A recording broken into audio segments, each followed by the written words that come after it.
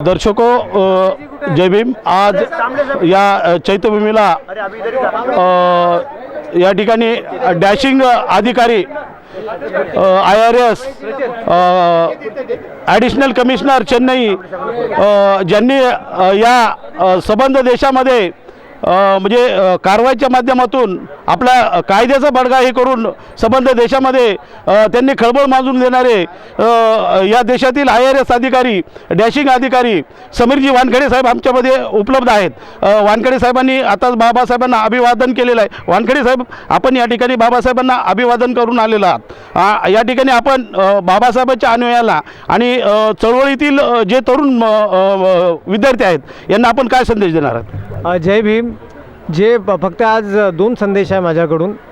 सर्वात प्रथम आमचे जे त्रिशरण पंचशीलमध्ये जे सुरा मेरे मज्जा पमाडा थाना वेर मणी सिखापदम समिधी आम्ही, याचा अर्थ हे आहे की मी कधीच व्यसन कुठला करणार नाही आणि त्याच अनुषंगाने भारताला किंवा विशेषतः महाराष्ट्राला नशामुक्त करायचं आहे। सर्व माझे जे समाजाचे युवक आहेत सर्वांना हे संदेश द्यायचा आहे की एक संकल्प घ्यायचा आपल्याला आणि समाजाला नशामुक्त करायचा, महाराष्ट्राला नशामुक्त करायचं आहे। दुसरा, सर्वात प्रथम म्हटल्यानंतर जे आमचे जे गोरगरीब बंधू आहेत, आमचे समाजाचे जे लोक आहेत, सर्वात प्रथम त्यांना प्रत्येक जिल्ह्यामध्ये खेड्यापाड्यामध्ये कमीत कमी 10 ते 12 IPS आणि IS ऑफिसर घडवायचे आहे, हे माझा संकल्प आहे। आणि जे आमचे परमपूज्य भारतरत्न डॉक्टर बाबासाहेब आंबेडकर आहे, त्यांनी जे आम्हाला आरक्षण दिलेलं आहे त्याच्या अनुषंगाने सर्वांना आमच्या समाजातले लोकांना कमीत कमी 10 ते 12 IS IPS करायचे। आमदार वर्षाताई गायकवाड या ठिकाणी बाबासाहेबांना अभिवादन करून आलेले आहेत। ताई, आपण बाबासाहेबांना अभिवादन करून आलेले आहात, जर आपण समाजाला आणि तरुणांना आणि महिलांना आपण काय संदेश देणार आहात? क्रांतीसूर्य, प्रज्ञासूर्य, बोधिसत्व, परमपूज्य भारताचे संविधानाचे रचयिते भारतरत्न डॉक्टर बाबासाहेब आंबेडकर यांना कोटी कोटी अभिवादन करू इच्छिते। आज महापरिनिर्वाणानिमित्त जर आपण बघितलं असेल तर लाखोच्या संख्येने लोक जगभरातून या ठिकाणी अभिवादन करण्यासाठी येतात। समता, बंधुता, न्याय, स्वातंत्र्य ही या देशाच्या संविधानाच्या पाया आहे। ज्या देशामध्ये विविधतेने नटलेला देश आहे, जिथं वेगवेगळ्या जाती धर्माची लोक एकत्रपणे राहतात आणि त्या सगळ्यांना एकत्र बांधण्यासाठी एक सूत्री धागा म्हणजे ह्या देशाचं संविधान आहे आणि त्यामुळे हे संविधान घराघरापर्यंत पोचवलं पाहिजे। आज दुर्दैवाने आपण बघतोय की आपली जी लढाई आहे ती मनुवादी मनुस्मृतीची मांडणाऱ्या मंडळींशी आहे। आज हेगडेवार आणि गोळवणकरांची जी पिलावळ आहे ती आता मोठ्या प्रमाणामध्ये त्या ठिकाणी समाजामध्ये द्वेष निर्माण करण्याचं काम करत आहे। बाबासाहेबांचा लढा हा मानवमुक्तीचा लढा होता, स्त्री समतेचा लढा होता आणि समाजाच्या जे द्वेष निर्माण करणारे त्यांना बाजूला करणारा असा समाजकंटकांच्या विरुद्धचा लढा होता। आणि म्हणून मला अपेक्षा ही आहे की त्यांनी जे समानता, बंधुता, न्याय, स्वातंत्र्य हे जे तथागतांच्या विचारावर शिकवलं, आपल्याला प्रज्ञाशील करुणा दिली, मला आजच्या या कार्यक्रमाच्या माध्यमातून किंवा महापरिनिर्वाणाच्या माध्यमातून मला आपल्या सगळ्यांना विनंती करायची आहे की बाबासाहेबांनी दिलेली शिकवण, त्यांनी दिलेलं आपल्याला प्रबोधन हे जे आहे ते पुढच्या पिढीपर्यंत घेऊन जाण्याची जबाबदारी आता आपल्यावरती आहे। त्यामुळे शिका, संघटित व्हा, नॉलेज इज द पॉवर, पुस्तकाचं महत्त्व हे बाबासाहेबांनी आपल्या सगळ्यांना ज्या या ठिकाणी आहे ते व्यक्त केलेले सातत्याने। आज आपण बघत आहोत की मोठ्या प्रमाणामध्ये आपल्या विद्यार्थ्यांना स्कॉलरशिप मिळत नाही आहेत, फ्रीशिपचे पैसे जे 40% आपला शेअर राज्य सरकारचा आहे तो मिळत नाही आहे। जर आमची पिढी शिकणार नाही तर आमची पिढी पुढं कशी जाणार? आज मोठ्या प्रमाणामध्ये कंत्राटी भरतीच्या मोठ्या योजना आणि काही मनसुबे काही लोक तयार करत आहेत। आज शिक्षणाच्या माध्यमातून मोठे शैक्षणिक कॉम्प्लेक्स तयार होत आहेत। याच्यामध्ये गरीब मंडळी, आज गावाच्या कोणाला राहणारी मंडळी कशी पुढे शिकणार हा महत्त्वपूर्ण प्रश्न निर्माण झाला आहे। शिक्षण हे सर्वांना मिळालं पाहिजे आणि शिक्षणाच्या माध्यमातून संघर्ष करत आपण संघटित राहिलं पाहिजे ही बाबासाहेबांची भूमिका आहे।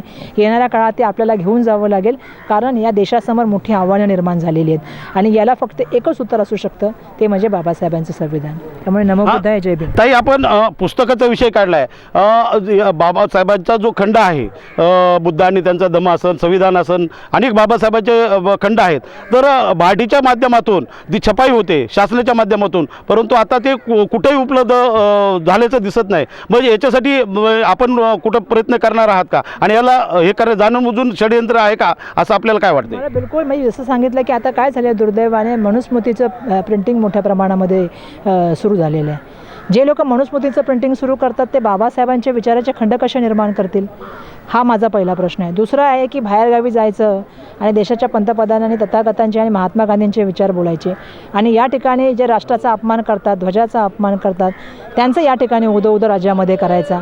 त्यामुळे ही भूमिका आहे, दोन्ही जर बघितलं तर विपरीत अशा भूमिका आहेत. त्याला जर उत्तर कशाने मिळू शकतं तर मी सुरुवातीपासून सांगते की संविधानाने मिळू शकते.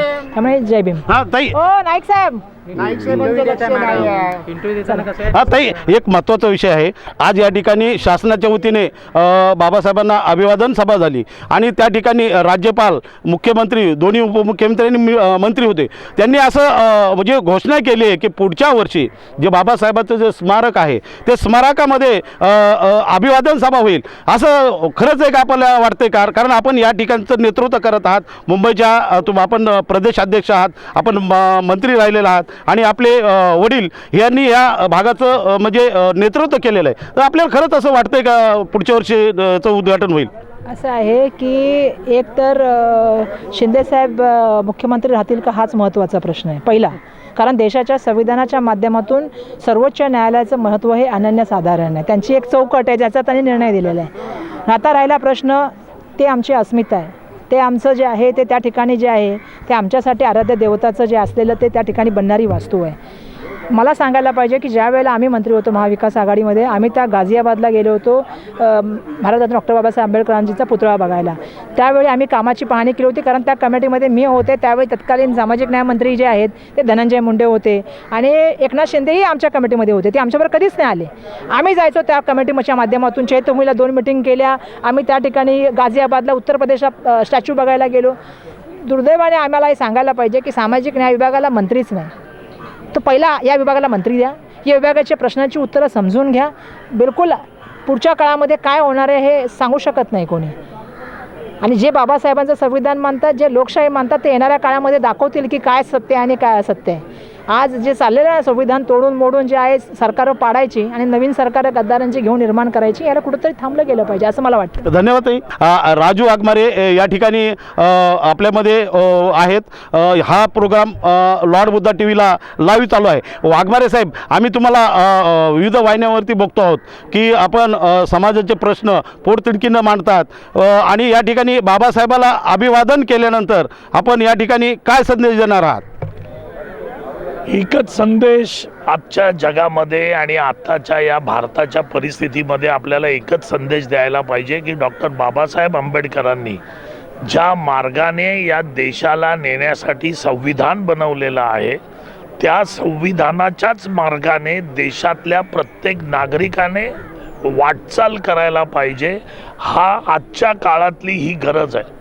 कारण ज्या पद्धतीचे लोक सत्तेवर बसलेले आहेत, ज्या पद्धतीचं वातावरण या देशामध्ये निर्माण करण्याचा प्रयत्न केला जातोय, आरक्षणाचे मुद्दे असतील, जातीमधले तणाव असतील, धर्मातले तणाव असतील, या संपूर्ण गोष्टीचा रामबाण उपाय एकच परमपूज्य महामानव डॉक्टर बाबासाहेब आंबेडकरांनी दिला होता आणि तो आहे संविधान.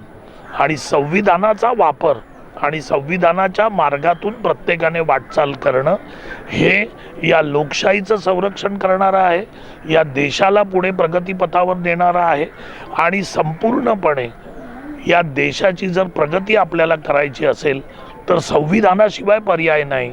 म्हणून डॉक्टर बाबासाहेब आंबेडकरांनी हा दिलेला पवित्र ग्रंथ याचा अभ्यास प्रत्येकाने या देशातल्या नागरिकांनी करणं आवश्यक आहे. आणि खास करून तर अनुसूचित जाती, जमाती, ओबीसी व इतर ज्या पीडित जाती आहेत या सगळ्यांनी संविधानाचा अभ्यास करायला पाहिजे. कारण संविधानामधले जे आपले अधिकार आहेत त्या अधिकाराचं पालन आपण संविधानचा अभ्यास केला तर नक्कीच चांगल्या पद्धतीने करू शकतो.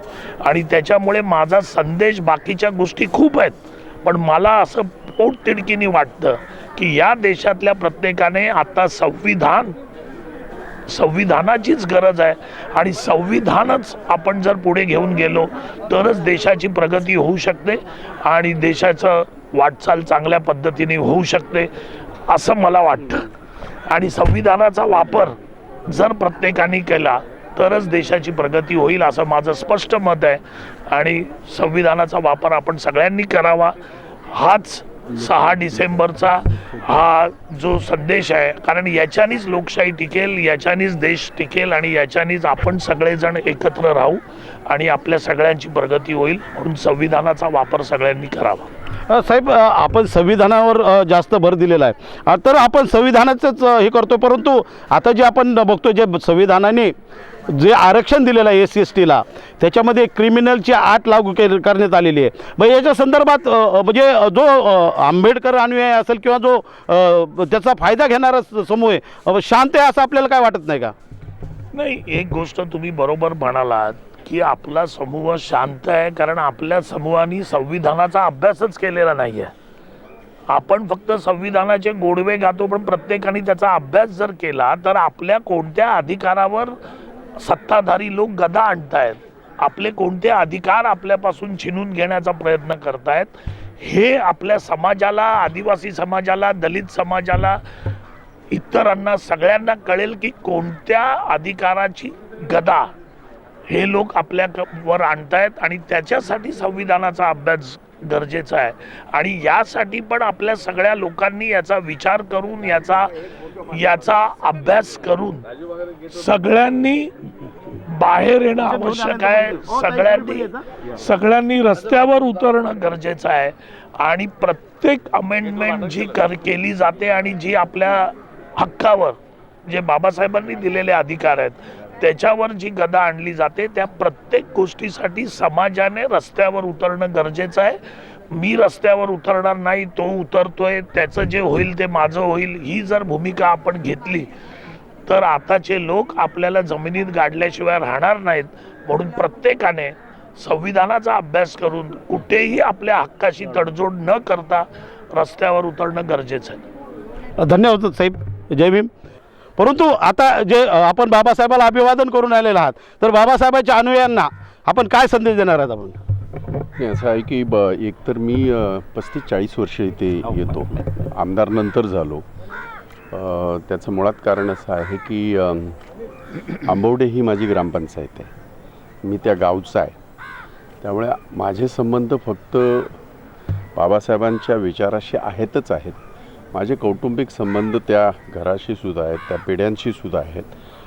आणि एका विचाराने त्यांनी पूर्ण देशाला प्रेरित केलेल्या अशा क्रांतिसूर्यासी आहेत.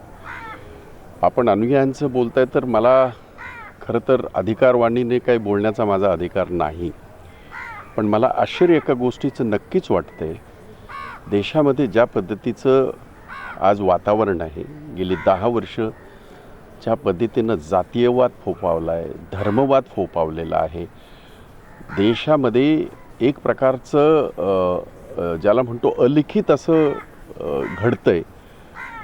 आणि ज्या क्रांतिसूर्याने या सगळ्या गोष्टीवर मात करून सगळ्यांना भारतीय घटना देऊन एका बंधनामध्ये एकत्र बांधून ठेवलं, आज त्या घटनेवर सुद्धा प्रश्नचिन्ह होतात आहेत, तरी अनुयायी गप्प का, हा माझा प्रश्न नेहमीच राहिला, आजचा नाही.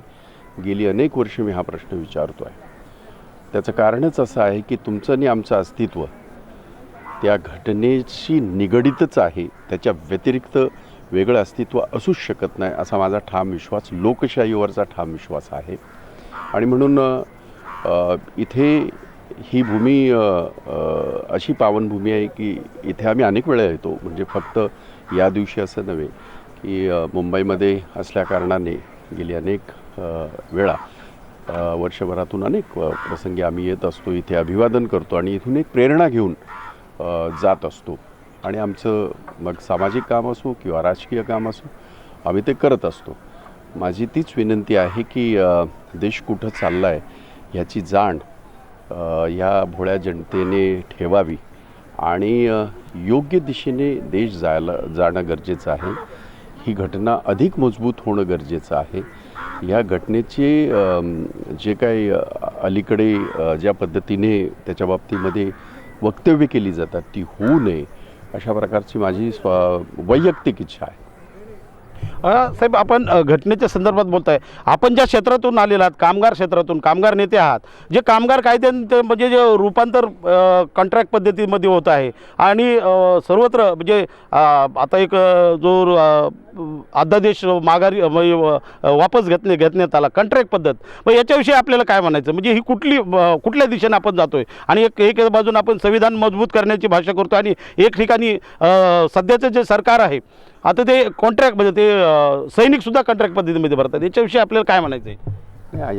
ह्याच्या बाबतीमध्ये मला जे म्हणायचं ते मी सभागृहात सुद्धा बोललो आहे. सैनिक कॉन्ट्रॅक्टमध्ये झाले, मुंबई पोलीस कॉन्ट्रॅक्टमध्ये झाले, तुमचं आमचं आयुष्य कॉन्ट्रॅक्टमध्ये झालं. हे नव्हतं ना 10 वर्षापूर्वी. होतं का? तर नव्हतं. 10 वर्षापूर्वी अशा पद्धतीने जे 42 कायदे ज्याच्यासाठी देशाच्या कष्टकऱ्यांनी, कामगारांनी, कर्मचाऱ्यांनी रक्त सांडलं, घाम गाळला, ते सगळे कायदे बासनात बांधून 4 कोड तयार केले गेले आणि सगळ्या देशाच्या कामगार चळवळीलाच उद्ध्वस्त करण्याचा डाव हा नरेंद्र मोदी सरकारचा आणि त्यांच्या या भाजपचा छुपा अजेंडा पहिल्यापासूनच होता. गेली अनेक वर्ष काँग्रेसची सत्ता असताना आम्ही तो अडवून धरला. अगदी वाजपेयींच्या काळामध्ये सुद्धा हा प्रयत्न झाला, परंतु आम्ही सगळ्यांनी त्याच्या विरोधामध्ये जेव्हा सगळ्या युनियन एकत्र आल्या त्यावेळेला वाजपेयी सरकार त्यावेळेला माघार घेतली. परंतु यांनी माघार तर सोडा, रात्री 12 वाजता शेतकऱ्यांचे कायदे आणि कामगारांचे कायदे कुणालाही न विचारता, कुणाचीही चर्चा न करता जे काय झालं हे सगळं घडतं आहे. आणि त्यामुळे मी घटनेबद्दल काय म्हणतो यापेक्षा घटनेचा हे आहे, त्यांनी घटना अधिक बळकट बनवावी ही आम्हाला त्यांच्याकडनं अपेक्षा नाही, पण आहे ती घटना आमची टिकवावी, आहे त्या घटनेला त्यांनी नख लावू नये असं मी म्हणालो. धन्यवाद साहेब. काँग्रेस पक्षाचे वरिष्ठ उपाध्यक्ष माजी खासदार हुसेनभाई दलवाई या ठिकाणी आपल्यामध्ये लॉर्ड बुद्धा या चॅनलच्या लाईव्ह प्रसारणामध्ये उपलब्ध आहेत. साहेब, आपण बाबासाहेबांना अभिवादन करून आलेला आहात, तर आपण संबंध देशाच्या या बहुजन समाजाच्या लोकांना काय संदेश देणार? आपण डॉक्टर बाबासाहेब आंबेडकरांच्यामुळं या देशातली घटना ही जगातली सर्वश्रेष्ठ अशी घटना बनली, ज्याच्यामध्ये समाजातल्या सगळ्यात खालच्या स्तरातल्या माणसापासून महिलांना सगळ्यांना त्याच्यामध्ये सामावून घेतलं गेलं. असं आहे, जागतिक पातळीवर जर पाहिलं तर कुठेही महिलांना साधे याचे अधिकार नव्हते, वोटिंगचे, मतदानाचे. पहिल्यांदाच आपल्या घटनेने ते सर्व अधिकार महिलांना दिले. नुसते अधिकार मतांचे दिले नाही, तर सर्व क्षेत्रामध्ये समान अधिकार दिले. आणि त्याचबरोबर जो सगळ्यात खालचा होता, तो दलित असेल, आदिवासी असेल, OBC असेल, त्यातलेही मागासलेले असतील, त्या सगळ्यांना सर्व समान असे अधिकार दिले. म्हणजे ब्राह्मणांपासून खालच्या स्तरापर्यंतच्या माणसाला समान अधिकार, श्रीमंतांच्यापासून अगदी गरीब असलेल्या माणसाला तेच अधिकार, सगळ्यांना मतदानाचा अधिकार दिला. म्हणून हा देश वाचला आहे. आणि ह्या संबंधातच आता बोलायचं झालं तर आत्ताचं जे मोदी सरकार आहे ते आस्ते आस्ते घटना मोडते आहे. ते पूर्णपणे मोडणार नाही. ते काय करतायत, ते असं करतायत, घटनेबद्दल बोलायचं, संविधानबद्दल बोलत राहायचं आणि संविधानातल्या काही गोष्टी एकदम संपवून टाकायच्या. म्हणून वेगवेगळ्या संस्था आहेत, युनिव्हर्सिटी कमिशन, ग्रँड कमिशन असेल, तुमचं हे तर संपवलंच त्यांनी, काय ते आपलं नियोजन आयोग आणि प्लॅनिंग आयोग. त्यानंतर इथल्या ज्या संस्था आहेत, उदाहरणार्थ न्यायव्यवस्थेवर सुद्धा त्यांचा फार भयंकर पगडा आहे. न्यायव्यवस्थासुद्धा ही करायला लागतात. आणि इलेक्शनसुद्धा कशा रीतीची लढवली जाते जेणेकरून ते निवडून येतील, या पद्धतीचं सगळं ते चाललेलं आहे. ते त्या थांबवायचं असेल तर आपल्याला घटनेचं जे सामर्थ्य आहे आणि घटनेचं जे पावित्र्य आहे ते पावित्र्य राखणं अतिशय आवश्यक आहे. आणि त्या दृष्टीने सगळ्यांना एकत्र आलं पाहिजे. नाहीतर बाबासाहेबांची घटना, परंतु त्याच्यामध्ये जीव सगळा RSSचा, अशी स्थिती होईल. म्हणजे सनातन धर्मापासून सगळ्या गोष्टी त्याच्या येतील. आता जास्त महत्त्व सगळ्या गोष्टीला ज्या पद्धतीने आलं आहे, त्यांना या देशामध्ये कुठे ना कुठेतरी पुन्हा एकदा पेशवाई आणायची आहे. आणि त्या दृष्टीनं सगळे प्रयत्न चालले. त्यासाठी बहुजन समाजाला वेळ लावण्याचं काम चाललेलं आहे. ते थांबवायचं असेल तरच खऱ्या अर्थानं आपण बाबासाहेबांची स्मृती जागृत ठेवू असं मला वाटतं. धन्यवाद. भगिनी आहेत ज्या मराठवाड्यातील बीड जिल्ह्यातून येत आहेत, त्या जनता दलाच्या तत्कालीन डॅशिंग एक नेत्या होत्या आणि पासवान साहेब त्यांना झाशी बोलायचे. अशा आमच्या सुशीलताई मोरे, प्राध्यापक सुशीलताई मोरे आपल्यामध्ये उपलब्ध आहे. ताई, हा कार्यक्रम आपण लॉर्ड बुद्धा टी व्हीवरती लाईव्ह बघत आहोत. आता आपण बाबासाहेबांना अभिवादन करून आलेले आहात, तर आपण काय संदेश देणार आहेत जनतेला?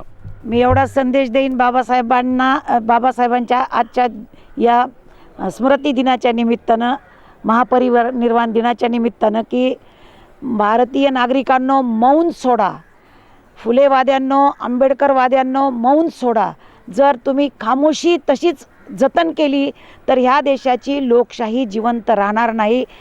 संविधानाचं नाव घेतलं जातं, परंतु संविधानाप्रमाणे कुठलाही निर्णय आता राबवला जात नाही. सुदर्शन म्हणतात कॉन्स्टिट्यूशन शुड बी स्क्रॅप्ड, हिला भंगारात टाकलं पाहिजे. अनंतकुमार हेगडे म्हणतात, कर्नाटकाचे त्यांचे मंत्री, की संविधानाला बदलण्यासाठीच आम्हाला मॅन्डेट दिलेलं आहे. आणि जेव्हा नवी संसद बांधली तेव्हा देशाचे पंतप्रधान असं म्हणाले की नई संसद नया संविधान. याचा अर्थ असा की त्यांना आमचं हे संविधान मान्य नाही, त्यांना मनुस्मृतीवर आधारित संविधान आणायचं आहे. आणि म्हणून या देशातल्या जागरूक सजग नागरिकांनी निर्भय बनून या देशामध्ये संविधानाची राखण केली पाहिजे, पाठराखण केली पाहिजे. अशा प्रकारचा संदेश मी आपल्या चॅनलच्या माध्यमातून देते. ताई, तुम्ही शिक्षण क्षेत्रात आहात, शिक्षणाचं बाजारीकरण होतंय आणि सध्या ते शाळा कॉन्ट्रॅक्टमध्ये तुम्ही 1 कोटी रुपये दिले की ते तुमच्या बापाचं नाव द्या, आणखीन कोणाचं नाव, याच्याविषयी आपल्याला काय म्हणायचं आहे? नाही, हे बघा, फॅसिस्टांचा पहिला हल्ला ह्या देशातल्या शिक्षण व्यवस्थेवर होत असतो आणि हे फॅसिस्टांचं सरकार आहे दिल्लीत आणि महाराष्ट्रात बसलेलं. त्यामुळं त्यांचा हल्ला हा शिक्षणावरच आहे, कारण शिक्षणानं शहाणपण येतं. सावित्रीबाई फुले असं म्हणतात, शिक्षणानं मनुष्यत्व येतं, पशुत्व हटतं पहा. फुले म्हणतात, विद्येविना गती गेली, मती गेली, नीती गेली, वित्त गेले, शूद्र कचले. हे सगळे एका अविद्येनं अनर्थ केलेले आहेत. आणि म्हणून शिक्षण हे वाघिणीचं दूध आहे असं बाबासाहेब म्हणाले होते. हे वाघिणीचं दूध जो पिईल तो गुरगुर केल्याशिवाय राहत नाही. आणि आत्ताच्या सरकारला आम्ही गुरगुर केलेलं चालत नाही. आणि म्हणून शिक्षणाचं बाजारीकरण, बाजारवादाचं बेताल भूत आमच्या मानगुटी बसून, we must pay for your education, शिकायचं असेल तर पैसे मोजावेच लागतील, हे सूत्र शिक्षणात आणून या शिक्षणाचा खेळ खंडोबा करण्याचं काम आत्ताचं सरकार करते. 2020चं नवं शैक्षणिक धोरण हे कृती द्रोणाचार्याची आहे. ही गोष्ट एकलव्याचा अंगठा कापणारी कृती आहे, असंच मला या ठिकाणी आपल्याला सांगायचं. धन्यवाद ताई. जय भीम. जय भीम. या ठिकाणी बाबासाहेबांना अभिवादन करीत आहेत. या ठिकाणी डॉक्टर बाबासाहेब आंबेडकर महानिर्वाण समिती, समन्वय समिती या दिनाचे सदस्य आपल्यामध्ये उपलब्ध आहेत. साहेब, आपलं नाव काय? माझं नाव शिरीष धोंडीराम चिखलकर, समन्वय समितीचा खजिनदार या नात्याने आज डॉक्टर बाबासाहेब आंबेडकर यांच्या 67व्या महापरिनिर्वाण दिनानिमित्ताने महानगरपालिका असेल, पोलीस खाते असेल, BST असेल, या सर्वांच्या माध्यमातून आणि मुख्यमंत्र्यांच्या स्तरावर आपण येथे बैठक आयोजित केलेली आहे. सर्व सेवा सुविधा उपलब्ध चांगल्या प्रकारे महानगरपालिका करते. मी अनुयायांना एकच आव्हान करेल की आपण ज्या पद्धतीने शांततेत आलात त्या पद्धतीने शांततेत जाल. म्हणजे जे त्यांची जी स्टाईल आहे त्या माध्यमातून धम्माचा प्रसार आणि प्रसार करीत आहेत असे तरुण नेतृत्व आणि ज्यांच्याकडून समाजाला काही उमेद आहे असे राजरत्न आंबेडकर आपल्यामध्ये उपलब्ध आहेत. आंबेडकर साहेब, आपण बाबासाहेबांना अभिवादन करून या ठिकाणी आलेला आहात, तर आपण समाजाला आणि तरुणांना या ठिकाणी काय संदेश देणार आहात हिंदीमध्ये? सबसे पहले तो लॉर्ड बुद्धा टीवी चैनल के सभी दर्शकों को जय भीम। डॉक्टर बाबा साहब अम्बेडकर जी के 67वें महापरिनिर्वाण दिवस के अवसर पर मैं मेरी ओर से और अम्बेडकर परिवार की ओर से बाबा साहब अम्बेडकर जी के चरणों में और उनके विचारों को नमन करता हूं। आज जैसे सर ने आज पूछा कि युवाओं को और समाज को क्या संदेश देना चाहोगे, बहुत दुख लगता है कि 6 दिसंबर को हम लोग यहाँ पर 15 से 20 लाख संख्या में यहाँ उपस्थित होते हैं और दूसरे ही दिन हम लोग देखते हैं कि भारत में बौद्धों की, चाहे वो बौद्ध हो या अम्बेडकराइट्स लोग हो, उनकी कोई व्यवस्था हम नहीं देखते। और इसलिए कहीं ना कहीं ये जो संख्या में लोग इकट्ठा होते हैं ये सिर्फ 6 दिसंबर तक या 14 अप्रैल तक सीमित ना रहे, मर्यादित ना रहे। ये संख्या हर साल, पूरे साल भर, हर साल ये संख्या इकट्ठा रहे और ये अपनी खुद की व्यवस्था तैयार करने में काम करे। आज हम बाबा साहब अम्बेडकर जी को अभिवादन करने के लिए आ रहे हैं, लेकिन उन्होंने दिए हुए अधिकार भी हम सुरक्षित नहीं रख पा रहे। संविधान की चिथड़ियाँ हम लोग देख रहे हैं, संसद से उड़ाई जा रही है, राज्यसभा में उड़ाई जा रही है। ना सुप्रीम कोर्ट हमारे पक्ष में है, ना कोई हाई कोर्ट हमारे पक्ष में है, ना कोई जुडिशरी में या मीडिया में हमारी बात हो रही है। तो आज 67 ईयर्स बाबा साहब अम्बेडकर जी को जाने के पश्चात भी हम ये छोटी छोटी व्यवस्थाएं भी नहीं बना पाए। एक लॉर्ड बुद्धा टीवी हम लोग देख रहे हैं कि आज वो संघर्ष कर रहा है सैटेलाइट पे अपनी स्पेस हासिल करने के लिए। क्या 67 ईयर्स के बाद भी हम सैटेलाइट पे अपना एक छोटा सा स्पेस नहीं खरीद सकते कि हमारा नेशनलाइज और इंटरनेशनलाइज एक चैनल हम लोग खड़ा करें? आज हमारा मीडिया नहीं है, जुडिशरी नहीं है, कई संसद में हमारी आवाज़ नहीं है। तो कहीं ना कहीं हम लोग बाबा साहब अम्बेडकर जी के सपनों का भारत बनाने में नाकाम रह रहे हैं। एक बाबा साहब अम्बेडकर करोड़ों लोगों के सपने साकार करके गए और करोड़ लोग मिलकर भी क्या हम बाबा साहब का एक सपना साकार नहीं कर सकते? और वहीं पर एक तरफ हम संसद में देख रहे हैं, संविधान की छेड़खानी देख रहे हैं, दूसरी तरफ बौद्ध धर्म में भी इसी तरह से छेड़खानी हो रही है। जिन लोगों का बौद्ध धर्म से कोई रिश्ता नहीं है, बौद्ध धर्म से कोई लेना देना नहीं है, आज ऐसे लोग आई एम बुद्धा नाम के फाउंडेशन बना रहे हैं। जोशी हो, कुलकर्णी हो, तिवारी हो, ये लोगों को बाहर के देश के लोगों को कि हम वो खुद बौद्ध है ये बताकर बुद्धिज़्म की भी मूवमेंट को इन्होंने ख़त्म कर दिया है। तो कहीं ना कहीं ये हमारी गलती है कि हमने बाबा साहब की बुद्धिस्ट मूवमेंट को खड़ा नहीं किया, बाबा साहब के संविधान पर हम नहीं चल रहे। तो मैं उम्मीद करता हूँ आने वाले समय में कि बाबा साहब के दिए हुए अधिकारों को बचाने की लड़ाई में भी हम लोग ऐसे ही जैसे आज चैत्यभूमि में आए बाबा साहब के संविधान को बचाने के लिए, पब्लिक सेक्टर के लिए बचाने के लिए, आज जैसे प्राइवेटाइजेशन के बिल तैयार हो रहे हैं, जिस तरह से किसानों ने उनके खिलाफ बने हुए अधिकारों को उधेड़ फेंका, उस तरह से क्या प्राइवेटाइजेशन को उखाड़ फेंकने के लिए सरकारी सीटों पे, चाहे वो बैंक्स हो, रेलवेज हो, किसी भी इस पे हो, क्या वो लोग आगे आकर इन कानूनों का विरोध नहीं कर सकते?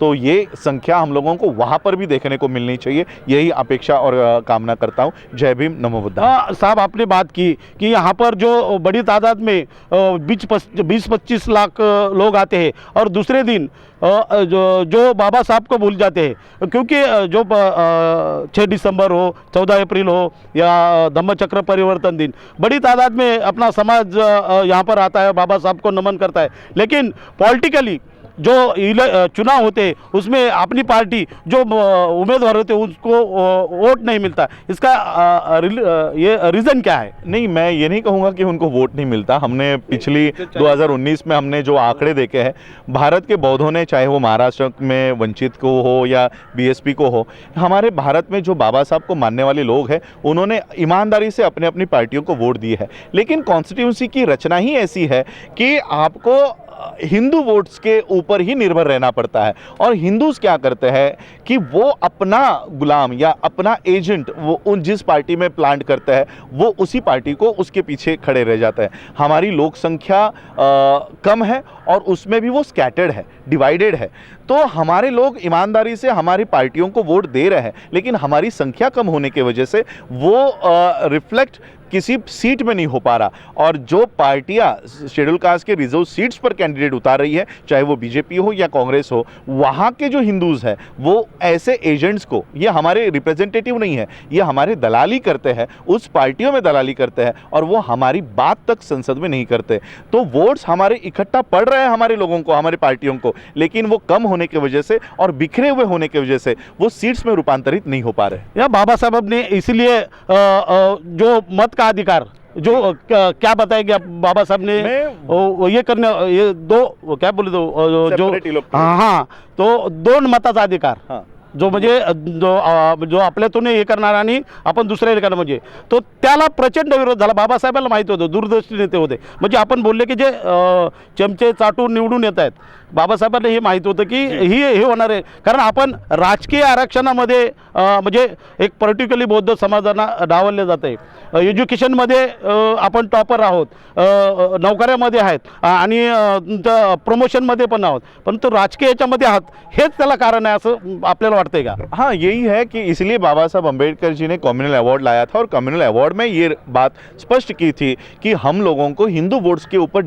निर्भर ना रहना पड़े। इसलिए अगर कॉन्स्टिट्यूंसी हमारी है तो वोटर भी हमारा होना चाहिए। जैसे आज 131 मेंबर ऑफ पार्लियामेंट्स जो है वो शेड्यूल कास्ट के रिजर्व सीट्स पर आते हैं, लेकिन क्या वो शेड्यूल कास्ट के वोट्स पे आते हैं? नहीं, वो शेड्यूल कास्ट के वोट पे नहीं, हिंदू वोट्स पे आते हैं। और इसलिए वो संसद में जाने के बाद शेड्यूल कास्ट की बात नहीं करते, वो उनकी पार्टियों की बात करते हैं। और इसलिए बाबा साहब ने डुअल वोटिंग राइट्स दिए थे कि शेड्यूल कास्ट का कैंडिडेट पहले शेड्यूल कास्ट के लोगों से चुन कर जाएगा और वो जनरल असेंबली में कंटेस्ट करेगा, जनरल पार्लियामेंट में कंटेस्ट करेगा।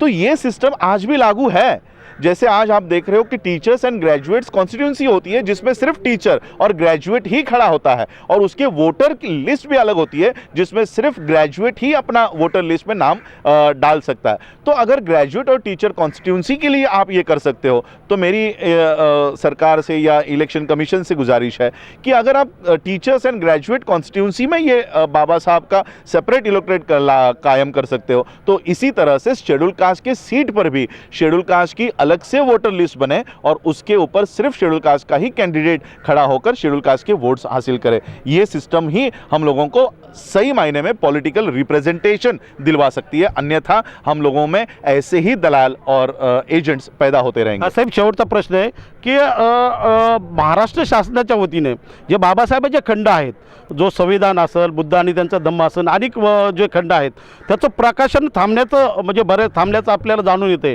आणि जो बार्टीच्या थ्रू जे आपलं त्यांचं वितरण होते, परंतु तिथं संविधानही मिळत नाही। तर याच्याविषयी आपण म्हणजे आपण एक बुद्धिस्ट चळवळ चालवत आहात, तर बाबासाहेबांच्या जो खंड आहे तो म्हणजे समाजापर्यंत येऊच दिला जात नाही असं आपल्याला वाटतंय का? देखिए, आज भी सिस्टम को बाबा साहब अम्बेडकर जी से डर लगता है, क्योंकि बाबा साहब अम्बेडकर जी भले ही फिजिकल स्वरूप में हमारे साथ नहीं है, शरीर के माध्यम से नहीं है, लेकिन उनके विचार आज भी हमारे में है। वो बाबा साहब अम्बेडकर जी के राइटिंग एंड स्पीचेस से हम लोगों को आज भी निर्देश दे रहे हैं, गाइड कर रहे हैं। और इसलिए इस व्यवस्था को मैं सिस्टम, सरकारों को नहीं बोलूँगा, चाहे वो सरकार किसी की भी हो, लेकिन सिस्टम एक ब्राह्मणिकल सिस्टम ही इस देश में 1950 से हावी है। उस सिस्टम को बाबा साहब अम्बेडकर जी के विचारों से आज भी डर लगता है। अगर इस देश के युवाओं ने एनिहिलेशन ऑफ कास्ट पढ़ लिया, इस देश के युवाओं ने प्रॉब्लम ऑफ रूपी पढ़ लिया, इस देश के युवाओं ने बुद्धानिस धम्मा पढ़ लिया, ये सारे ग्रंथ अगर बाबा साहब के पढ़ लिए तो ये बाबा साहब अम्बेडकर जी के विचारों का भारत तैयार हो जाएगा। लोग जातियों से बाहर आना शुरू हो जाएंगे, लोग अपनी इकोनॉमी सिस्टम के ऊपर काम करना शुरू कर देंगे, लोग बुद्ध की राह पर चलना शुरू कर देंगे। ये इस देश के ब्राह्मणिकल सिस्टम को हजम नहीं होगा। इसलिए बाबा साहब के राइटिंग एंड स्पीचेस पर इस देश में अघोषित बंदी, बैन यहाँ पर लगाया गया है। किसी भी, आप यहाँ पर नज़दीक में ही चन्नी रोड का गवर्नमेंट प्रेस है, वहाँ पर जाकर कहो मुझे 1 से लेकर 22 तक बाबा साहब अम्बेडकर जी के वॉल्यूम्स चाहिए, आपको 3 या 4 ही वॉल्यूम्स मिलेंगे, और वो भी ऐसे वॉल्यूम्स जो लोग बाबा साहब अम्बेडकर जी के स्पीचेस को ना सुन पाए, ऐसे वॉल्यूम्स आप लोगों को दिए जाएंगे। तो कहीं ना कहीं इस सिस्टम ने बाबा साहब अम्बेडकर जी के वॉल्यूम्स में बैन लगाकर रखा हुआ है। भालचंद्र मुंगणीकर साहेब आपल्यामध्ये उपलब्ध आहेत। सर, आपण बाबासाहेबांना अभिवादन करून या ठिकाणी आलो आहात, आणि तर आपण या ठिकाणी काय संदेश देणार सर? सबसे प्रथम मैं महामानव भारत रत्न डॉक्टर बाबा साहेब अम्बेडकर जी को प्रणाम करता हूँ, अभिनंदन करता हूँ। उनकी 68 महापरिनिर्वाण दिन होने के कारण उनके प्रति श्रद्धांजलि अर्पण करना ये हम सब लोगों का एक आद्य कर्तव्य है। बाबा साहब का जीवन, पूरा जीवन एक पूरा संघर्षमय जीवन रहा। दलित, आदिवासी, नोमैडिक ट्राइब, औरतें, सब गरीब लोग, सब डिप्रेस क्लासेस, ये सब लोगों के सुख के लिए, उनको प्रतिष्ठा प्राप्त करने के लिए, उनका जीवन का स्तर बढ़ाने के लिए, उनको मानव अधिकार प्राप्त करने के लिए बाबा साहब ने पूरी ज़िंदगी संघर्ष में बिताई। और इसके कारण न सिर्फ महाराष्ट्र में, न सिर्फ देश में, पूरी दुनिया में बाबा साहब की जितने भी अनुयायी हैं, ये आज 6 दिसंबर को पवित्र दिन मानते हैं। इसका ये बहुत सबसे बड़ा कारण यह है कि पूरे दुनिया के इतिहास में अपनी 30 बरस की सार्वजनिक जीवन में उन्होंने जो कार्य किया, उस कार्य को दूसरा कोई भी आदमी और कोई भी राज्य के नेता, किसी भी देश का उनकी बराबरी नहीं कर सकता है।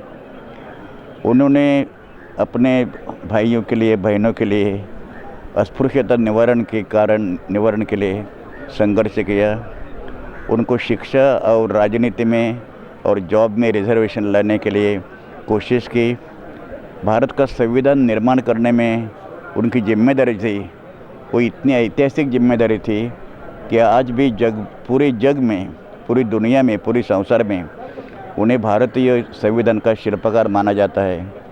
और ये शिल्पकार माना जाने के लिए कोई आंदोलन नहीं किया किसी ने।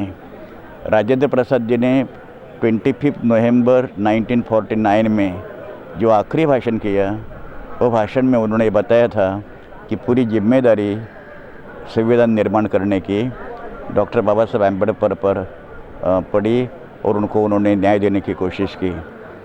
जितने भी कानून हैं एक कल्याणकारी राज्य व्यवस्था निर्माण करने के लिए, वो मजदूरों के हक हो, औरतों के हक हो, आदिवासी और गरीब लोगों के हक हो, पिछड़े लोगों का हक हो, जाति व्यवस्था का निर्मूलन करना हो, अस्पृश्यता का निर्मूलन करना हो, ऐसी एक भी बात नहीं है, ऐसा एक भी क्षेत्र नहीं है कि बाबा साहब ने इस देश के पिछड़े लोगों के लिए वो काम नहीं किया।